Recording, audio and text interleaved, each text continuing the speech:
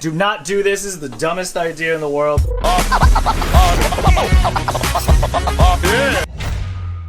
What's going on, everybody, and welcome to the very first episode. And today is a very special day because not only is it the first episode, it is also my first project car that I'm about to reveal. And what car is that, you might ask?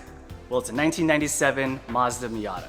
So why a Miata? Well, Miatas are very well known in the racing world to be great track cars because they're lightweight at around 2,200 pounds, they're rear-wheel drive, very simple, and also a crazy aftermarket support. However, this Miata has had a bit of a troubled past. Not only was it originally repoed and then sold at auction, it was also abandoned by the previous owner and left at a tow yard when he couldn't pay the fees. And that's where I picked it up for less than $1,000. But there's obviously some things wrong with it. And in this episode, we're gonna go ahead and we're gonna break down almost everything wrong with it.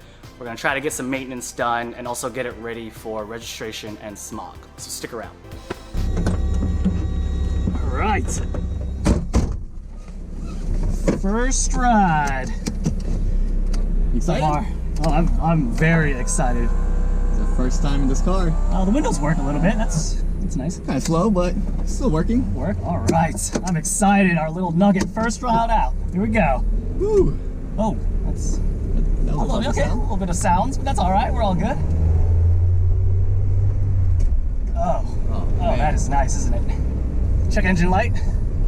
That's normal, I'm sure. At 205,000, pretty normal. Right. You feel something vibrating, James? I hear a wobble, actually. I mean, I'm sure that's. I think it's on your side. I feel that wobble. Yeah, that's normal. Pretty normal. The gauge cluster is not really steady. It's not quite sure where it wants to be. Oh man, this is a bit sketch. How's the clutch, Harry? The clutch is mushy like mashed potatoes, but you know, I'm sure we can fix that. Maybe a little bleeding and put the pressure back up. Oh, that didn't sound so good. What is that? What is that pinging noise all the time? I'm not sure. Huh. I'm not sure if you guys can hear it, but every time we shift, you can hear this clunky sound. Oh. Survive! Oh, shit. Oh, shoot. Car just died on us. We're fine. We're safe. We're safe. Clutch not working. Pumped it. There we go. It's good. Oh god. Oh god, here we go. That was a little sketchy. Oh my god. Oh man. This transmission's a little bit vibrating. You can hear something like squeaking louder as we go faster. Sounds like a bunch of mice. Besides the rattling. It's our little baby. Woo. You know, I'm used to the noise by now. It's just background noise. Oh yeah. Ooh, so hearing that clunky sound. Dip. Ooh. Oh yeah, that's some good stuff. Fifth gear. Here we go. Can you downshift? I don't know. Oh, the clutch is super bad. Oh man, stay in gear. The clutch is super bad. It sometimes wants to go in, sometimes it doesn't. Here we go. Hold out, baby. Come on, it's slow. It's very, very slow.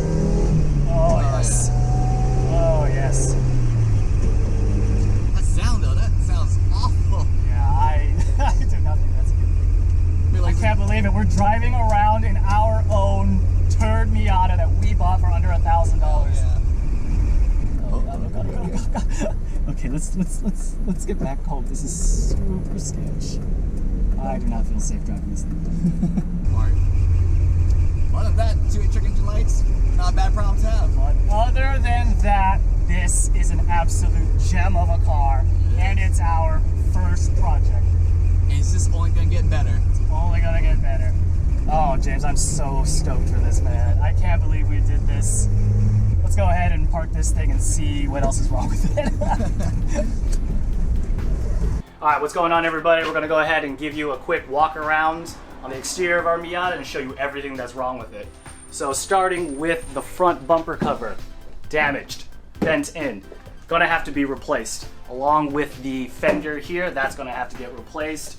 Hopefully the hood and the pop-up light cover, they're damaged a little bit, but hopefully we can repair that and not have to replace the whole panel. Same thing with the door here. There's a little bit of a gash and a bend, so hopefully we can just bend that back out and not have to replace the whole door. Moving towards the back, the trunk, Again, not too bad. It's a little bit banged up, but we can probably replace everything. Third brake light doesn't work, so we're gonna have to replace that or fix it. Tail light cracked, that's gonna have to get replaced as well. Opening the trunk, it's a bit of a mess interior-wise, but overall, I mean, nothing too bad. Moving to the top is actually in pretty good condition, but this glass is not attached. So we're gonna have to figure out how to reseal this, either replace the top, or we're just gonna run a hard top for the entire time, which is totally fine with us. Also, rear driver's side door is a little bit banged up, but I mean, nothing we couldn't repair ourselves. Other than that, the condition of the exterior, not bad, minus the passenger side fender and bumper. That should be pretty easy to replace. So next, we're gonna go ahead and move on into the engine bay and point out everything wrong with that. Hey everyone, let's go ahead and jump into the engine bay.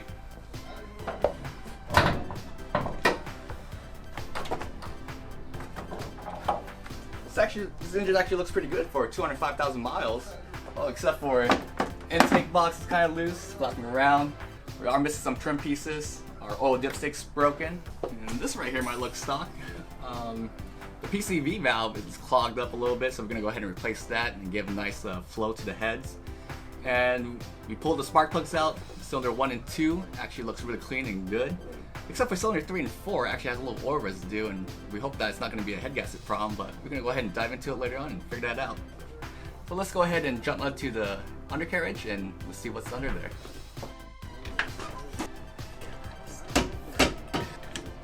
Moving on to the undercarriage, we noticed that one of the end links on the passenger side is completely disconnected from the sway bar.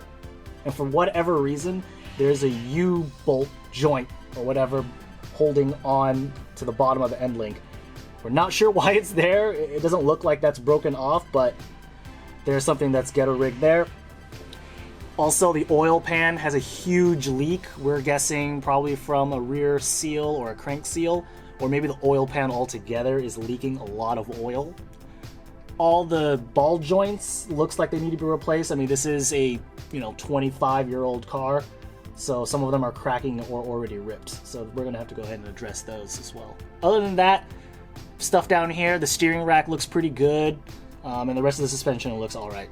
All right, moving on to the interior of the car, you can see that the seats have rips in them. There's crumbs and dirt everywhere. I'm pretty sure the coronavirus came from here. There's cracks in the plastic, some of the wiring is pretty messy, and just overall it looked really tired. But it's a Miata and there's not a whole lot of interior to go wrong, but we'll do some refreshing and have some upgrades for it in the future. So the first step to giving the Miata new life was to do an oil change. We put some high mileage oil in there as a placeholder, and we'll probably run some high mileage full synthetic when the car is ready for some more spirited driving. Next, we needed to fix a high idle issue. On Miatas, their throttle bodies have this rubber gasket, almost like RTV, and the tow yard, in an effort to fix an EGR issue, cleaned the throttle body and removed this gasket coating.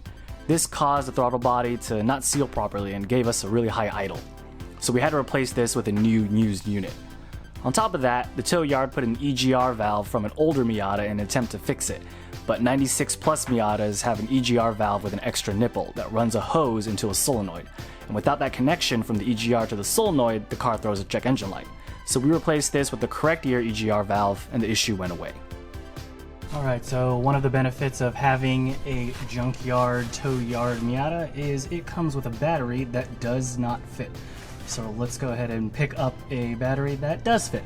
Alright, so what I picked up is not a normal car battery. This is actually a tractor battery, but apparently according to a bunch of Miata owners, this fits perfectly fine, is exactly the same size. I did have to buy these terminal adapters to convert it into kind of like an automotive terminal style. So just put those on here and attach everything, but in terms of like cold crank amps, this should be good. It even has some vents that I'll have to find some tubing to be able to allow the battery to vent, since this is in the trunk, and so just in case gases or whatever escape, they don't build up in the trunk. But other than that, this should work, and the greatest benefit is that this was what, $60 compared to $150 for a Miata battery. So yeah, tried and true. Apparently some people swear by it, so this should be good to go. So let's go ahead and get into the car and see if it turns on.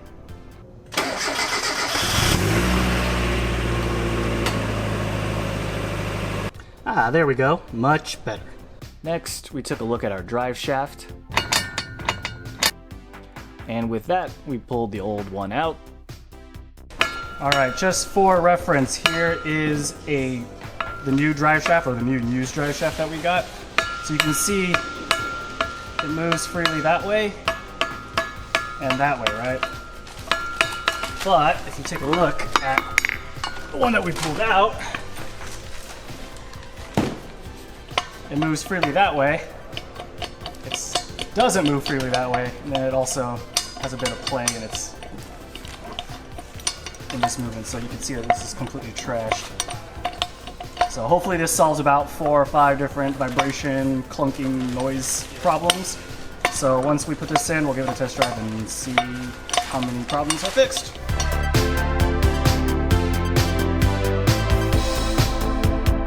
There's a bit of a gash there. Luckily it's not leaking any oil, maybe, from that area, but that's definitely going to have to get replaced. But the sucky thing is that part has to be ordered. So I'm thinking the plan that we're going to do is we're just going to go ahead and put the drive shaft in, see if it solves the problems that we're hoping it solves. And then when we replace the open diff with a LSD, since we kind of have to sort of take apart everything again anyway, then we'll go ahead and we'll tackle the seal at that time. All right, we just got back from taking the Miata out on a test drive after installing the drive shaft, and I can just say that everything is perfect now. The car doesn't vibrate anymore, there's no more weird noises, there's no more weird vibrations or clunks or anything like that. So the drive shaft really did fix 4 or 5 different problems in its own right. So really excited, really stoked that things are finally starting to actually go well on the car. So we're just gonna go ahead and keep on going. Next up was draining the sludge out of the diff and the transmission.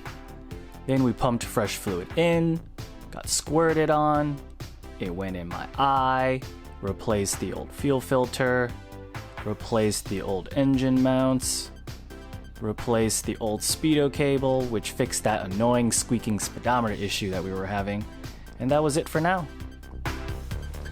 All right, and that concludes the very first episode in the Project Miata. So we went ahead and we took care of some maintenance problems, took care of the emissions, got the car registered and smog, so we are now ready to start modifying the car. We're gonna go ahead and start on suspension next, so make sure you subscribe to see the next episode and also to see how this project plays out. Thanks for watching.